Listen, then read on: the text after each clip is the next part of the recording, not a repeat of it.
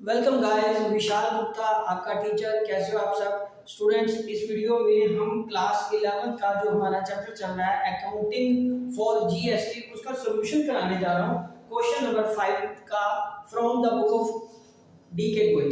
तो चलिए हम स्टार्ट करते हैं क्वेश्चन नंबर 5। ठीक है जी। इसमें आपको पता है बनाना तो हमें जर्नल ही है।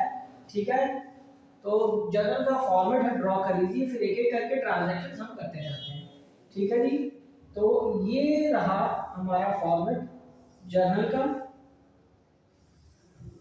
इसमें मेन चीज क्या है, कुछ आइटम्स में जीएसटी लगना है, कुछ में जीएसटी नहीं लगना।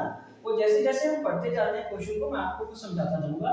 सो record the following transaction in the book of Sahdev and sons assuming all the transactions and entered into within the state of Bihar charging CGST SGST 9% each. हर ट्रांजैक्शन में जिसमें जहां भी एप्लीकेबल होगा वहां 9% ईच सीजीएसटी और एसजीएसटी लगाना है। ठीक है जी। ये अज्यूम करते हुए कि सारी ट्रांजैक्शन बिहार की है क्योंकि वो पार्टी बिहार की है। ठीक है जी। तो डेट की जगह यहाँ पे हमारे पास सीरियल नंबर है और ये आ जाएगा पर्टिकुलर्स। Right guys. पर्टिकुलर्स के बाद यहाँ आ जाएगा जनरल लेजर फोलियो, ये आ जाएगा डेबिट रुपीस, ये आ जाएगा क्रेडिट रुपीस। ठीक है जी। तो पहली ट्रांजैक्शन क्या है? तो पहली ट्रांजैक्शन जो है वो मेरे पास है bought goods from Nanak brother at 4 lakh at a trade discount of 10% and 3% discount on the purchase price. So 25% of the amount paid at the time of purchase. 25% किस पे पे किया? टाइम ऑफ द परचेज पे। तो चलिए इसको थोड़ा सा इंटरेस्टिंग केस में बताता हूँ। देखो गाइस, सबसे पहले यहाँ तो परचेजेस आएगा ही आएगा, परचेजेस अकाउंट डेबिट। ठीक है गाइस। और उसके बाद यहाँ पे आएगा इनपुट CGST अकाउंट। इसको तो आप परमानेंटली लॉक करो अपने दिमाग के अकाउंट में, माइंड के अकाउंट में कि इसको ऐसे ही करते हैं। बाकी रही बात फिगर्स की, वो हर क्वेश्चन में नेचुरली डिफरेंट होती है। ठीक है। तो पेमेंट किससे करिए आपने गाइस? कैश से। बैंक का नाम दिया उसने, कैश डिस्काउंट। ठीक है, पेमेंट का कुछ नहीं बताया तो हम बैंक से भी कर सकते हैं। चलिए मैं बैंक से कर देता हूँ क्योंकि बड़ा अमाउंट है तो कैश से भी बैंक से जाएगा ना। टू ये आ जाएगा डिस्काउंट रिसीव्ड, डिस्काउंट रिसीव्ड। ठीक है जी। और क्या आएगा? टू पार्टी का नाम किसको बेचा है? बॉट गुड्स फ्रॉम, किससे खरीदा है? मतलब Nanak and brothers, Nanak and brothers. Right guys. तो चलिए स्टार्ट करते हैं। Being goods purchased. ठीक है जी। एंड 25% अमाउंट दिया ना, अमाउंट पेड, अमाउंट पेड। तो इसका कैलकुलेट कैसे करेंगे अमाउंट, वो सबसे इंपॉर्टेंट चीज है। बाकी तो चलो सारा कुछ आप कर ही लोगे। तो सबसे पहले लिस्ट प्राइस कितने हैं बताओ मेरे को। लिस्ट प्राइस हमारे पास है 4 लाख का, इसमें तो कोई कंफ्यूजन नहीं है। यहाँ तक क्लियर है आपको? राइट। उसके बाद ये क्या है? Less trade discount. Trade discount कितना गाइस? 10%। मतलब 40,000 यहाँ से चला गया तो कितना रह गया? 3,60,000। कितना रह गया? 3,60,000। ठीक है गाइस, कितना रह गया? 3,60,000। और उसके बाद आपको क्या करना है? 9% ईच टैक्स को ऐड करना है। ठीक है, वो तो हमें कर लेते हैं। चलो टैक्स इसी पे लगेगा ना, ऐड CGST SGST 9%। तो ये 36,000, 3,60,000 का 9% बताओ कितना होता है? ठीक है जी। ये आ जाएगा 3,60,000 का 9%, 32,400। ये दोनों का बन गया 32,400 और ये अगेन 32,400। ठीक है जी। ये हमारे पास टोटल अमाउंट आ गया। तो यहाँ पे मैं लिखूंगा 3,60,000 और ये आ गया 32,400 और ये आ गया 32,400। बट हमें जो इसका टोटल बना वो कितना बना? 4,24,800। कितना बन गया? 4,24,800। ठीक है जी। बट अब डिस्काउंट या पेमेंट उसने कितनी करी है? पेमेंट करनी है 25%। और जो परचेज प्राइस है डिस्काउंट उसमें मिलेगा, टैक्स वाले अमाउंट पे नहीं मिलेगा। तो जो डिस्काउंट मिलेगा वो इस अमाउंट पे मिलेगा। और इस अमाउंट का 25% निकालो, कितना आया? 3,60,000 का पहली बार 25% कितना आया? 90,000। इसका 25% कितना आ जाएगा? 90,000। इसका कितना आ गया? 90,000। और 90,000 का कितना परसेंट है कैश डिस्काउंट देना, 3%, लेस सीडी, लेस 3% सीडी, ये कितना आ जाएगा 2700। तो ये 2700 रुपया आपको यहाँ पे दिखाना है डिस्काउंट रिसीव्ड। हमें कितना डिस्काउंट मिला गाइस, 2700 का। तो पीछे से देखिए 2700 है, यस, तो ये 2700 डिस्काउंट आ गया। अब क्या करेंगे, ये 2700 रुपया, इसमें से पहले इसका अमाउंट निकालो 25%। अब इसका 25% कितना आएगा, 4,24,800, उसका 25% आएगा 1,06,200। 1,06,200 में से 2700 रुपया माइनस करने के बाद जो बचेगा वो हमें पेमेंट करनी है 2700 माइनस करने के बाद। तो ये आएगा 1,03,500। 1,03,500 आपको पे करना है। तो 1,03,500 आपको पे करना है। ओके, जमा 2700 ये कर लो और उसमें से 3,60,000 यहाँ से माइनस कर देंगे और 32,400 भी माइनस कर देंगे और 32,400 अगेन माइनस कर देंगे। ये आ जाएगा 3,00,000, इसको करिए 3,18,600। ठीक है गाइस, तो ये क्या आ गया, 3,60,000 जमा 32,400 जमा 32,400 माइनस 3,18,600 माइनस 2700 और इसमें 3,500। ठीक है जी, तो ये आपकी एंट्री पूरी बन जाएगी। राइट गाइस, समझ आ गया आपको स्टूडेंट्स? ये रहा आपका क्वेश्चन। पहले आपने परचेज की फिगर निकाल लेनी है 4 लाख में से 10% माइनस करने के बाद। तो ये अब आएगा उसके बाद 3,60,000 का 9%, तो ये भी आएगा 3,60,000 का 9% परसेंटेज। ठीक है जी, तो बैंक से पेमेंट कितनी करनी है आपने, 25% ऑफ परचेज प्राइस। तो परचेज प्राइस तो हमारा कितना 3,60,000 है, तो इसका 3,60,000 का हमने पहले कैलकुलेट कर लेना है 25%। ठीक है, वो कितना बन जाएगा, 3,60,000 का 25%, 3,60,000 का 25% माइनस करके ये बन गया 90,000, और इस 90,000 का 3% जो हो जाएगा वो हमारा डिस्काउंट में जाएगा, ये 2700 यहाँ जाएगा। ठीक है जी, तो मैंने यहाँ पे शायद अमाउंट उल्टा लिख दिया। पेमेंट ये हो गया 103, पेमेंट हो गया 103,500 की। ठीक है ना, पेमेंट हो गई 103,500 की, और ये अमाउंट यहाँ नहीं, इस पे रिवर्स अमाउंट लिख दिया मैंने गलती से। ठीक है, तो अब ये 103,500 यहाँ आएगा बैंक से, राइट। तो 103,500 हमारा यहाँ बैंक से जाएगा, 103,500 जमा 2700। ठीक है जी, माइनस 3,60,000 माइनस 32,400 माइनस 32,400। ठीक है जी, तो ये आ जाएगा 3,18,600। तो अब ये बैलेंस हमारा बच जाएगा। ठीक है जी, ये कितना आ गया, 3,60,000। ठीक है गाइस, जमा 32,400 जमा 32,400 माइनस 103,500 माइनस 2700 318,600। ठीक है जी, ये आ गया। उसके बाद ये वाली फिगर 90,000 वाले पे आपने टैक्स देना था, पर उसका अमाउंट कितना निकलेगा, क्योंकि अमाउंट तो पे ये टोटल बना ना 424,800, 25% आपको इसका निकालना है, 25% आपको इसका निकालना, इसमें से टैक्स डिस्काउंट माइनस करना है 2700 का, फिर आपकी ये पेमेंट आएगी और बाकी ये बच जाएगा बैलेंसिंग फिगर। बाकी ये बैलेंसिंग फिगर आपको क्या करना है, उसके अकाउंट में ट्रांसफर कर देना, ये पैसा उसे उसको देने वाला भी रहता है। ठीक है ना, ये परचेज समझ लग गया, यस ओके, ये टैक्स समझ लग गया, ये चीज समझ लग गई। अब उसने कहा है कि जो सीडी देना है वो इसके 25% अमाउंट पे देना है परचेज प्राइस के। परचेज प्राइस कितना बेटा, 3,60,000, उसका 25% आएगा 90,000 और उसका 3% ये जाएगा 2700। बट टोटल अमाउंट टैक्स डाल के कितना बनता है पेबल, 4,24,800। तो इसका 25% अमाउंट पे करना ना उसने, 1,06,200 में से 2700 माइनस करके ये अमाउंट वो पे करेगा। ये अमाउंट क्या करेगा, वो पे करेगा और बैलेंसिंग फिगर उसके अकाउंट में ट्रांसफर हो जाएगी टू बी पेड। ठीक है, समझ आ गया? तो चलिए अब इसका सेकंड पॉइंट करते हैं, सेकंड ट्रांजैक्शन करते हैं। ये आप अच्छी तरह समझ लीजिए, एक बार खुद करके देखिए। ठीक है, ये टैक्स वाली कैलकुलेशन होती है, इसको थोड़ा सा आपको कूल माइंड से अंडरस्टैंड करना पड़ेगा। आपके पास तो ऑप्शन है वीडियो को स्लो करके पॉज करके दोबारा उसको सॉल्व करके देखिए, एक एक फिगर चेक करिए। ठीक है, फिर आपको इजीली क्लैरिटी हो जाएगी। ठीक है जी, बाकी कोई दिक्कत हो तो आप अपनी जो क्वेरी है, प्रॉब्लम है, वो मेरे को आप सेंड करिए कमेंट बॉक्स में डाल के, ठीक है जी, मैं उसका सूटेबल रिप्लाई आपको जरूर दूंगा। तो चलिए अब इसकी सेकंड ट्रांजैक्शन की बात करते हैं।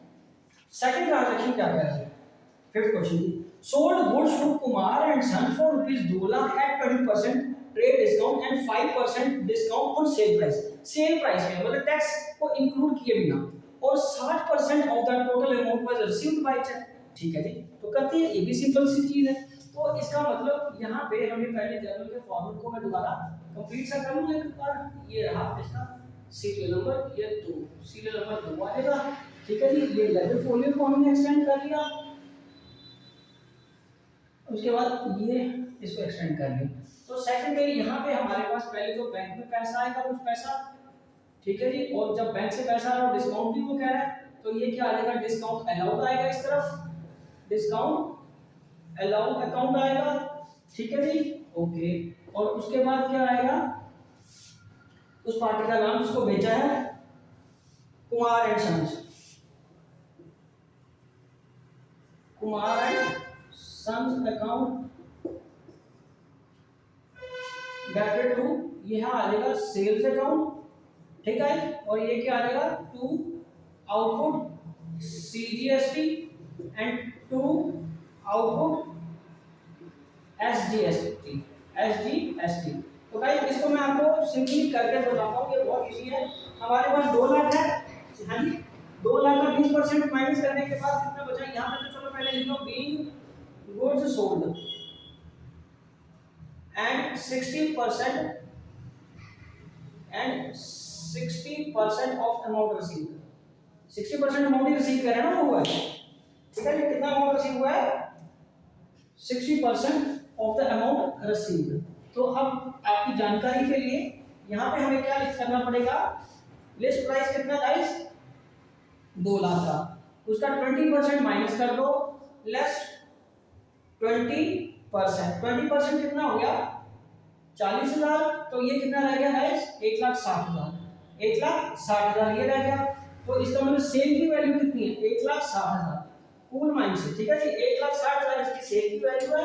और अब इसका 9% कितना बनेगा, 14,400 एंड 14,400, दोनों तरफ ये टैक्स कितना लग गया, 14,400 एंड 14,400, बट 60% पेमेंट कर रही है ना।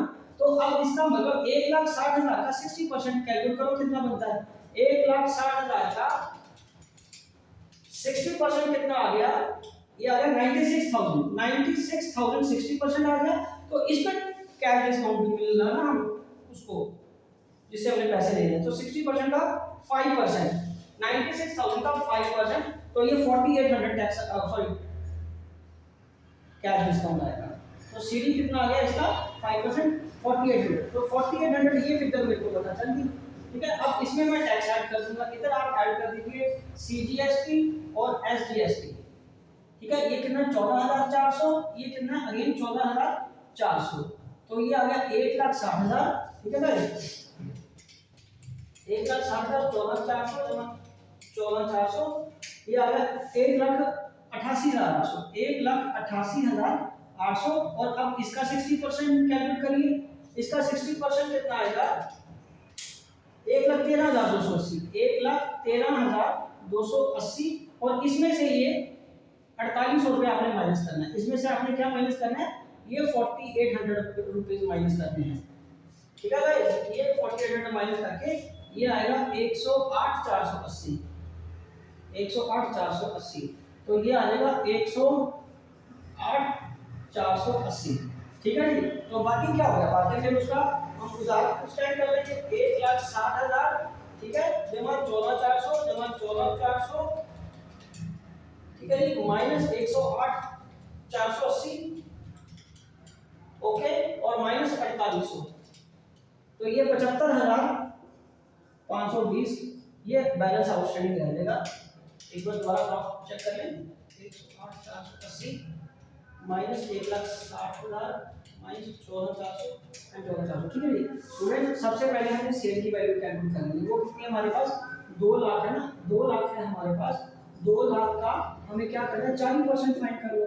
तो 40% ये आ गया, उसके बाद इसका 9% कैलकुलेट कर लो। ठीक है, बट पेमेंट कितनी हुई है, सेल प्राइस का 60%। तो वो कितना बना 96,000, उसमें से सीडी माइनस कर दो, उसका सीडी कितना निकलेगा 4800 सीडी टैक्स डिस्काउंट ये आ जाएगा, और टैक्स ऐड करके टोटल फिगर कितनी बड़ी 1,85,800, इसका 60% अमाउंट पेबल हो जाएगा रिसीवेबल इस केस में 113,280, उसमें से 4800 रुपया आप माइनस कर दो, तो बाकी बैलेंसिंग फिगर आपको यहाँ पे डाटा के अकाउंट में आ जाएगी। ठीक है गाइस, तो ये रही हमारी दो ट्रांजैक्शन। अब इसको आगे बात करते हैं third transaction.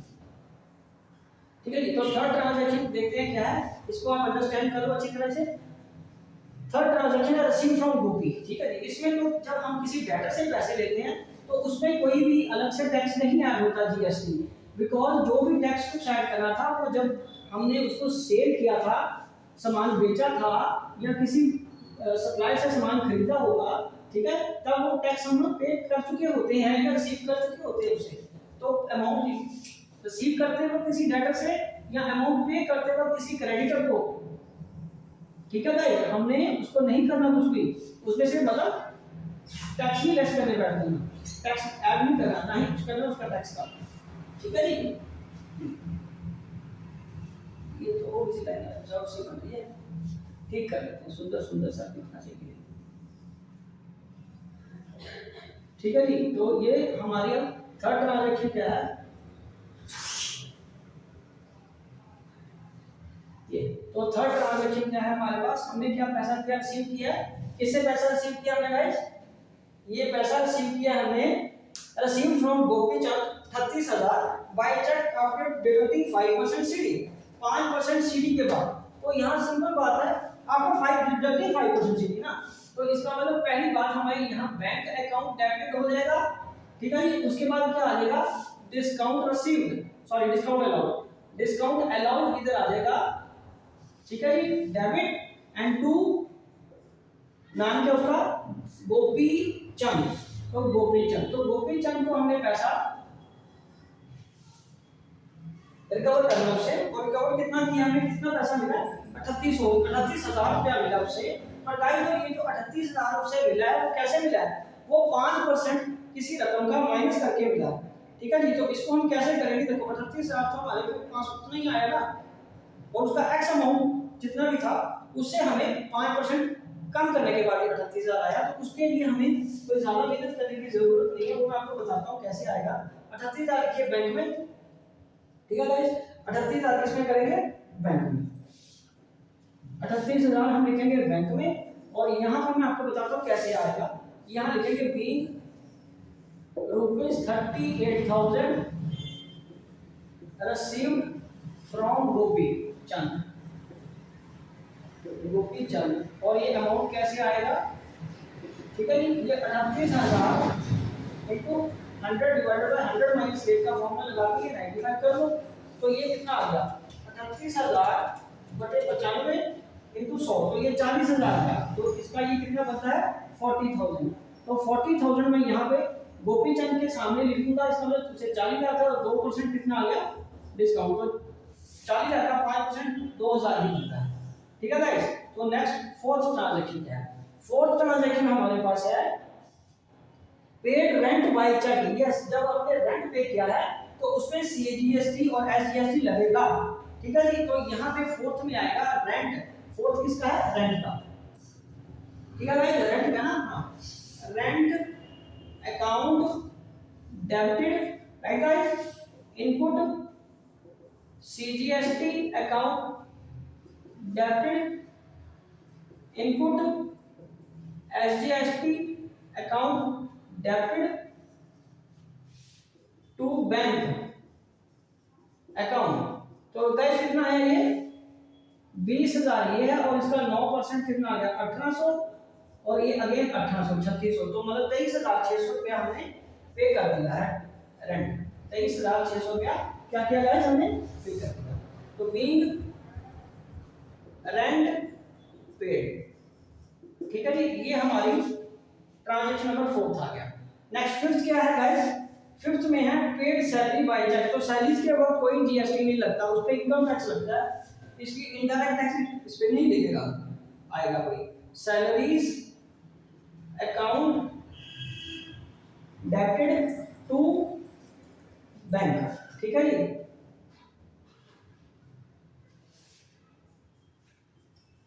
To bank account, तो सैलरी टू बैंक अकाउंट कितना आया 50,000 का, ठीक है गाइस, ये कितना आ गया 50,000 का।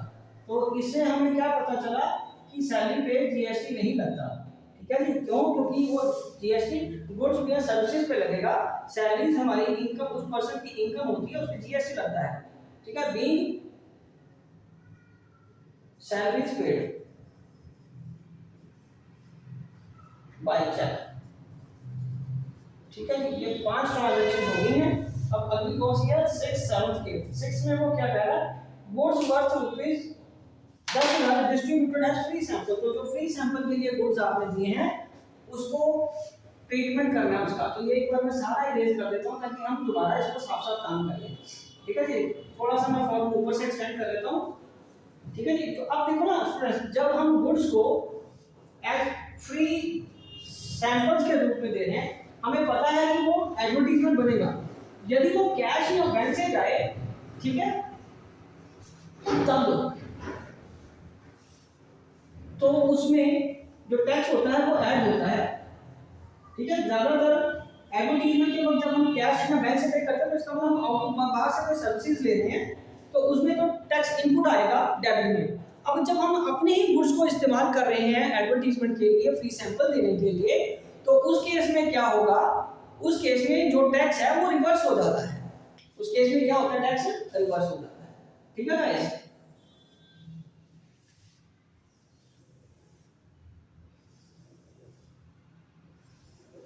तो इसमें एंट्री क्या आएगी, 6 entry, goods worth given as, तो free sample, advertisement account debited to purchases, purchases कम हो रही है ना तो फिर वो टैक्स की रिवर्स हो जाएगा, to input CGST, to input SGST, account and account, ठीक है जी। तो ये कितना आ जाएगा 10,000, ये कितना आ जाएगा 10,000, और ये आ जाएगा 900, और ये 900, और ये 10 11,800, ये कितना आ जाएगा 11,800। तो यहाँ लिखिए being goods given as sample, given as sample, right हो, ओके। चलिए अब हम कौन सी ट्रांजैक्शन करेंगे, 7th ट्रांजैक्शन। तो 7th ट्रांजैक्शन क्या है, ₹5,000 ड्यू फ्रॉम चंद्रकांत वाज बैडेड, तो बैडेड में टैक्स नहीं आएगा, जीएसटी नहीं आएगा, तो उसकी सिंपली हम बैडेड वाली ही एंट्री करेंगे, bad debts account debited to Chandrakant, कितना 5,000, इसका 5,000 डाल दिया, being amount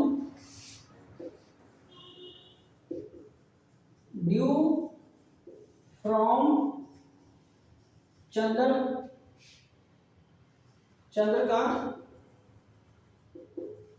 becomes bad debt, bad debt हो गया ना पैसा उसका, राइट गाइस। चलिए अब इधर क्या है 8th ट्रांजैक्शन में, 8th ट्रांजैक्शन क्या है, sold goods house hold furniture for 15,000 and proceed were invested into business, तो भाई सिंपली पैसा बिजनेस में आ गया, ठीक है जी, वो अपना गुड्स बेचा, फर्नीचर बेचा ना, अपने घर का सामान बेच के कैपिटल के फॉर्म में लाया, तो यहाँ लिखेंगे हम simple entry, cash from debit to capital account, being additional capital brought, being additional capital brought, ये कितने का है 15,000, तो ये 15,000 की ट्रांजैक्शन बन जाएगी, ठीक है भाई। और आगे देखो क्वेश्चन में क्या लिखा हुआ है, कोई ट्रांजैक्शन और तो कोई ट्रांजैक्शन नहीं है, बट उसने कहा इग्नोर एडजस्टमेंट ऑफ जीएसटी, तो इसका मतलब हमें यहाँ पे इसको ऑफसेट करके नहीं दिखाना, ठीक है जी। तो ये क्वेश्चन यहीं पे कंप्लीट हो गया, आप एक बार इसको पूरा नोट कर लीजिए, ठीक है जी। तो ये क्वेश्चन तो यही कंप्लीट होता है और मैं ये वीडियो यही कंक्लूड करता हूँ, ठीक है जी। तो नेक्स्ट क्वेश्चन के लिए मेरे चैनल को सब्सक्राइब करना ना भूलें और वीडियोस देखते रहें, डन।